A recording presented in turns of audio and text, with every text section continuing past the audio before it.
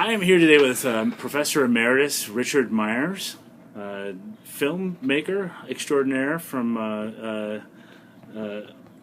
well known from all over the world and from here at Kent State University. He helped curate, along with myself. I wouldn't really call it curate. Helped organize, along with myself, the first show in the fall season of 2014. Legacy and Prospect, Faculty Work in Context, 1913 to 1963. Professor Myers has done a lot of research on the history of the school and really has put together a historical blow-by-blow of the school. And I'm going to guess it's a sort of a labor of love, is it not? What it was, it all started that I had a question to ask Chris, or she had a question to ask me, and I couldn't come up with the answer. Okay. And I said, well, aren't there anything in your files about the history of school? She said, not a thing. So Christine Havis, the current director of the school, yes. And so through that conversation, you just, I think it was that my wife Pat and I started to do a history when the school started, who were the first faculty, and et cetera, et cetera. Now, a couple of questions. What was the most surprising thing you found out? Or was there anything surprising? Oh, yeah, but I can't tell you. At least not on a recorder. You will cut this, right? Oh, yeah, I can edit it, sure. I don't know if there was anything so surprising as much as just the chronology of everything, that I had been here since 1955 as a student. But I had forgotten, who got hired then, when, and when this happened. So it was interesting to find all that out all over again. And I was surprised at how much the tuition was to go to school here, and things like that. Yeah. And where a lot of the classes were located, and the fact that at one point the School of Art was in so many different buildings and places. And, it still is currently. Yeah, but hopefully with the new building, they'll all be in one. Yeah. Okay. Yep. It will all be under one roof for the first time ever. That's amazing. When you were a student here, and obviously as a faculty member, was there a sense of the importance of the role of the school in the region, especially as the only university that offers a MFA or a terminal degree in studio art? Was there a level of appreciation of that among the faculty? Did they have a pride in that? Was that even talked about? I think they did. And one thing that was there that is missing, the Akron Art Institute, which is now the Akron Art, used to have a May show every year. And so to get in it was, it was very competitive. So if you got in it as a student, that was really something. And a few students did. Mostly it was faculty here and at Akron. And the Cleveland Museum had a May show. Yeah. And that became another show, a Northeastern Ohio region show. They did that 4 or 5 years. Now they're in anything. Yeah. So I think that was one of the things that I liked about that era when I was a student. Probably the first year I didn't know what was going on, but then I became aware of local artists and who was showing at the Akron Museum. There'd be a field trip over there or something.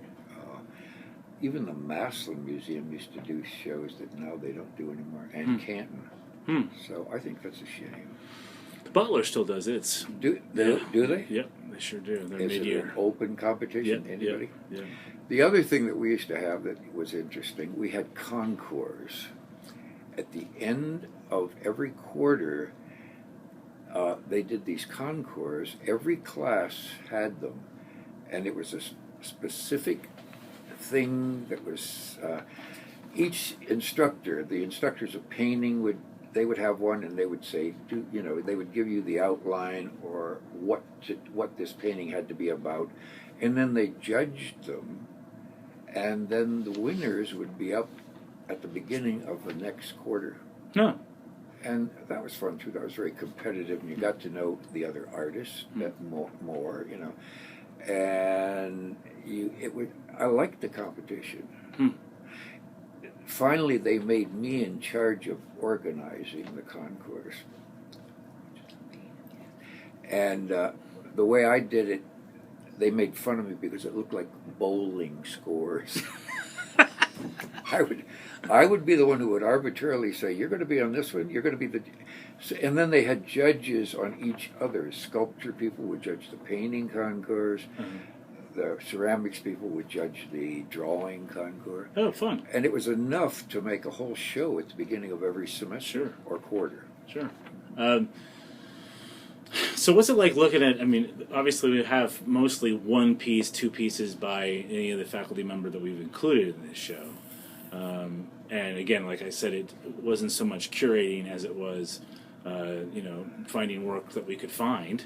It was discovery as much, and then and in this exhibition, we've also paired the faculty work with some historical people that were influential at that time. I think that's good.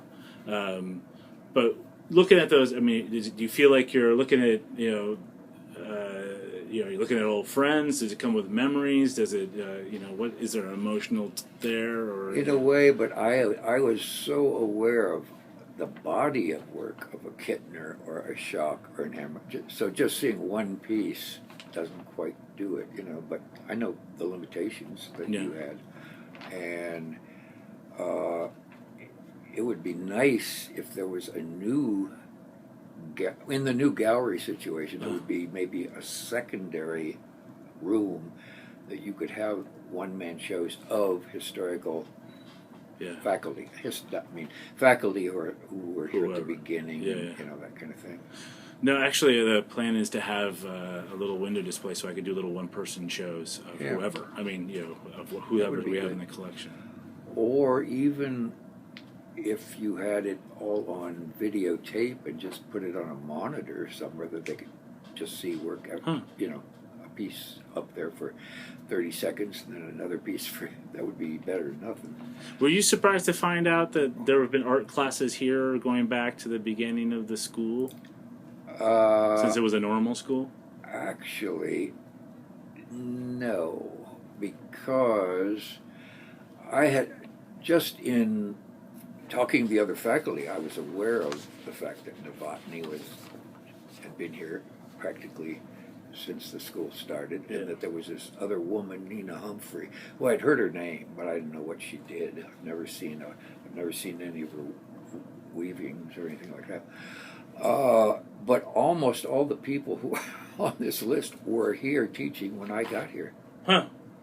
Wow. Thelma Hyland, Elmer Day, Novotny, Kittner, Schock, Homer Weiner, Paul Baus, and they started in the 30s, 36, 37, but I came as a student in 1955, so they were all still here. And they were all still here when I came back as a faculty. Most of them. Yeah, sure. Yeah. Huh.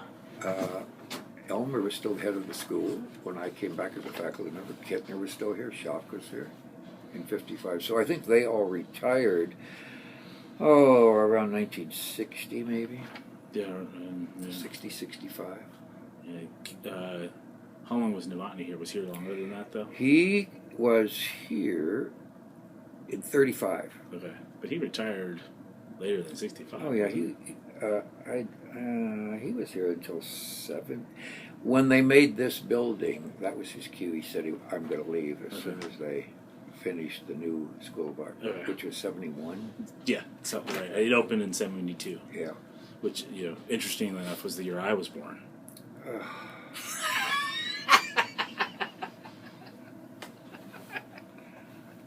We saw a girl the other day in the native time. She had a Maslin football shirt on. And I said, I went to school there. She said, did you? She said, well, I'm the class of 205. And I said, I'm the class of 155. 1955. Oh, God. Okay. All right. Well, trying to think of anything more important. I mean, one of the reasons that was interested in doing this show, besides the the joy of working with you, which you and I have worked on a few projects together, so it's always kind of fun to like talk through some ideas. This is the least amount of idea stuff because it was really, what do you have, what can we do? Right. You did most of the work in terms of the history. You know what I mean?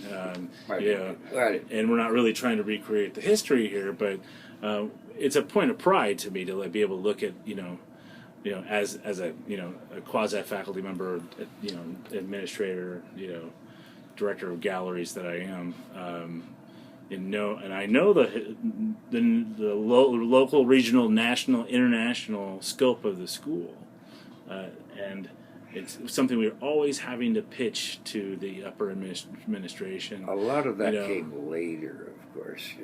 In the 30s and 40s, you had a show at Akron or Massillon, and that was about it. Yeah. Okay. These guys did not show internationally. Yeah. It was sort of later. Yeah. Did Novotny started to hit that a little bit nationally? Maybe he did. Okay. Yeah, I guess he was a lot of the faculty here came from the Cleveland Art Institute. Right. A lot of them. Well, like Joseph certainly did later on. Who's not in the show, but he's later on. Joseph Osicki hit some. Sure. You did, and obviously. Kit, but I didn't go there. Yeah. No, but Elmer did, and Schock did, and Hazel Schock, and Barbara Morrow, and the Weiners. They all went to school there. Yeah, but all those people also started showing nationally too, a little bit. Sort of. Okay. Yeah. Mm-hmm.